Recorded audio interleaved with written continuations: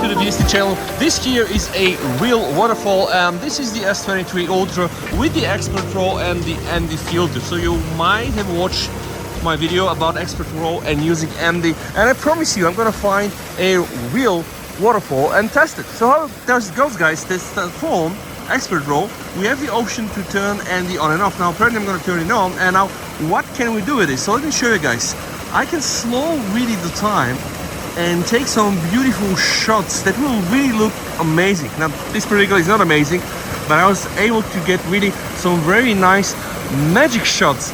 And how does the ND filter work? If you want to get the full story, watch my other video. But basically when I turn on the ND filter, guys, and if I want to use this setting, so let's say I want to use ISO 50 and then I'll go back and I want to use a shutter speed of 4, apparently I'm not able to because it's very bright. So usually if I'm to go manual, boom, that's gonna be the picture. So without the ND filter, I'm gonna suck with having something that is nice, but it doesn't flow magically into this beautiful shot.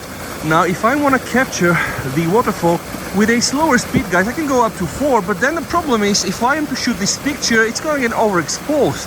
And this is one thing where ND filter is very useful, because boom, I can now use the ND filter on top of my other settings, and I can get you a very nice and very magical shot of this waterfall.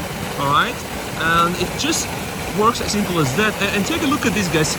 It's amazing, and it does resemble a magical picture drawn by hand with these very nice effects you can see.